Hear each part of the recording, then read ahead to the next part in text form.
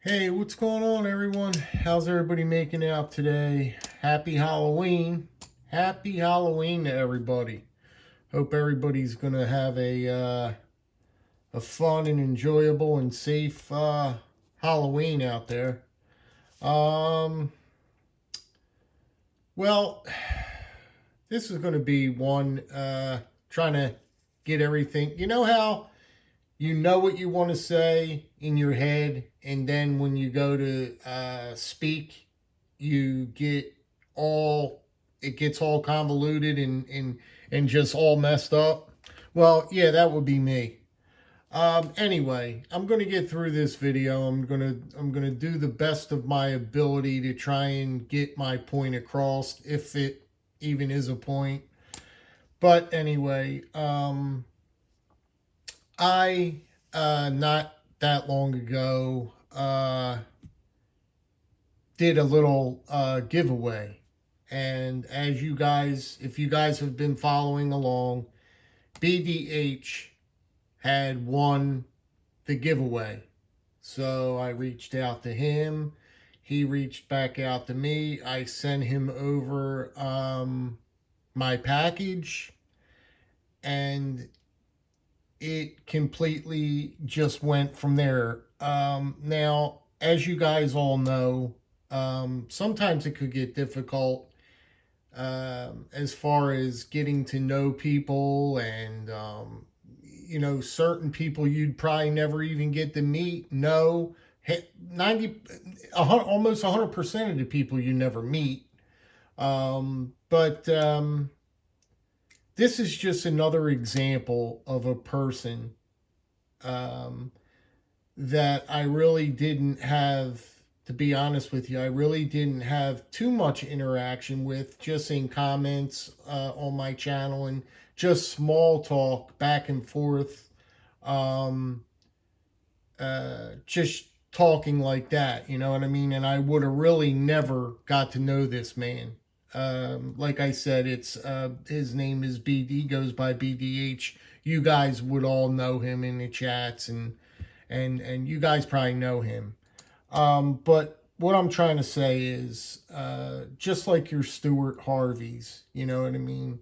Um, I would have never got to meet talk to Stuart Harvey via email. Now we're like very good friends. I talk to him. We talk as much as we can in emails, and the guy, I tell you, is just one of the most fantastic people that I've ever met, that I've ever talked to, met, however you want to put it. You know what I mean? And BDH falls right into this category because I didn't really know him. He doesn't do videos. He doesn't do videos. And how much could have I got to know him, if any, really? You know what I mean? Just in small talk, like I said, comments here and back, here and there. But we got talking after this winnings. After I sent him this package, we started talking via email. And I'll tell you, man, the guy just seems like a really, really nice guy. Now, I'm not going to go all into it. I mean, there's no need to go into the conversations and all that. But what it is you never know who you're going to meet and encounter. I just thought to myself, I put my head down, I was like, I probably would have never talked to this guy. I probably would have never met this guy if if I didn't send this package to him, and we didn't exchange information.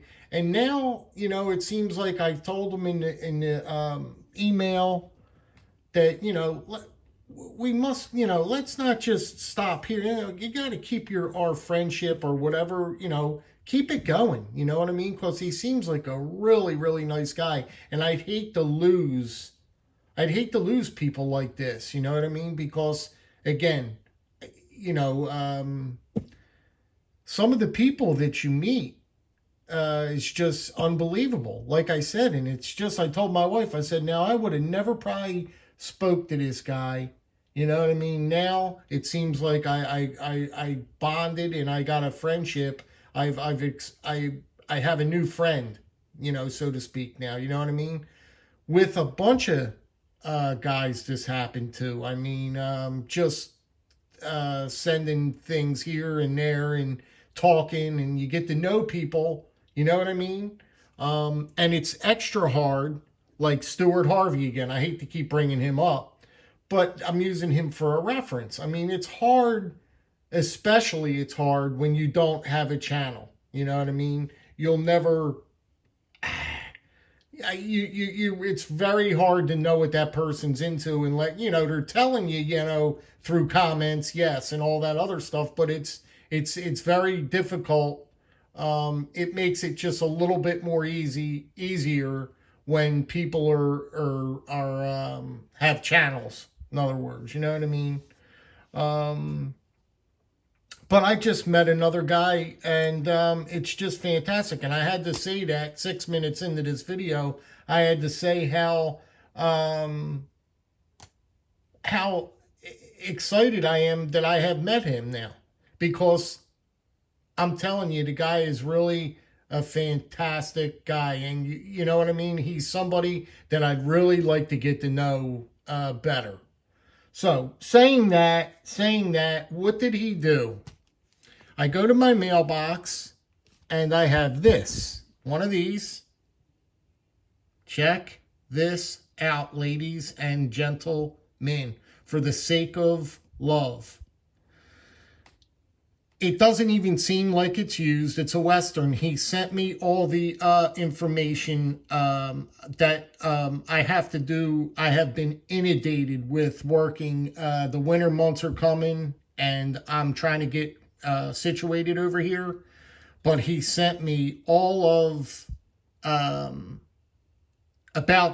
he sent me a bunch of stuff on this knife in the email. So I have to go back and read the history on this because I definitely want to find out, or I'd like to read about this knife. It's a very good read, he said. But as far as talking to him, he says he thinks it's from like a 1992 to a 2007 model.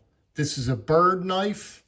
And I tell you guys, I've always had my eye not only on a bird knife. Look at this. Look how beautiful that hook is. I mean, you can see the quality. I've only had one. Look at this. Look at the blade. I've only had one Camillus New York, USA piece in my collection, and that's the Camillus that my father gave me, the lockback, if you guys remember that. But these old Camillus USA knives are absolutely, they are really fantastic pieces. I mean, they are great pieces of cutlery. That New York, USA tang stamp on there. This is just a fantastic knife. And I started to read a little bit about the Western knives. I started to read a little bit, but I couldn't fully read it all because it's a lot to read. So I really didn't get it. I'm reading it in sections as I go along, but right. I mean, it's just a beautiful knife. And what's more impressive is it doesn't even seem really used. I don't think he's used this knife. I mean, it looks incredible. It looks like it's incredible shape. It's got incredible snap. The snap is like you bought it just from day one. The action is fantastic on it. I mean, the everything about it is like almost brand new. You could see, if I'm to show you, I mean, it just looks like it was never used. And this is just a great piece for my collection. I've always wanted these. They're hard to get, these Camillus USA knives. They're very, you can't, I look for these kind of knives. I keep an eye out, and they're very difficult unless I'm looking in the wrong spots, because, you know, I look for types of knives like this, these older knives, and I can't find them. You know, like even the pen knives, and, you know, like I said, the old Camillus knives. I love them. I love Camillus, but I only have, you know, I can't get them. Anyway, we'll get back to this one. This is the Western bird knife that he sent me. Then I can't even hardly believe it. I didn't even know that this existed. He sent me this beautiful, absolutely beautiful copperhead. I don't know where. I mean, I must be missing the boat, because I look for these knives high and low. You guys know I'm a big copperhead guy. You know, I track these Rough Rider knives. I've been collecting Rough Rider knives for a lot of years, and I don't know how this one got away from me. I didn't even know that this one existed with this abalone on it. I didn't never even seen this one. Never even seen it. Never even spotted it. Just like the copperhead that Zen sent me as well. I've never even seen it. That was a Boker piece that Zen sent me. Just a fantastic, another, oh my God, it's just another great copperhead. But just, this is unused. Look at this. Look at the construction on these Rough Riders. This, ladies and gentlemen, it makes me understand a little bit more on why I see the fascination and why I collect Rough Rider knives. Because it is a thing. It is something that, it's an acquired taste. It is definitely an acquired taste, because not a lot of people are out there digging on Rough Rider knives. It's just not a thing.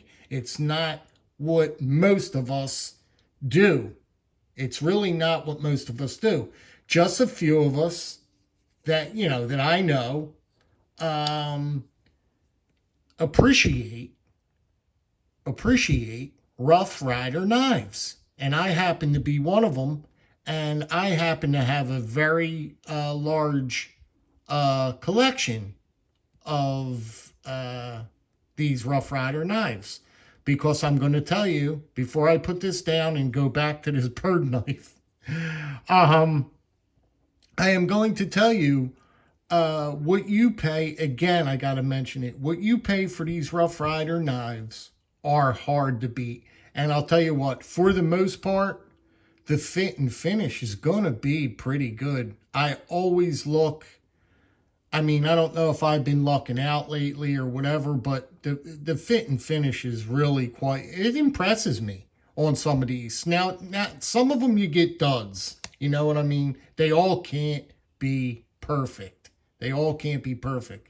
But I've got, and if there was a way I could show my Rough Rider collection, if there was a way, and I'm still thinking of it, if there was a way I could show my collection, I would do it.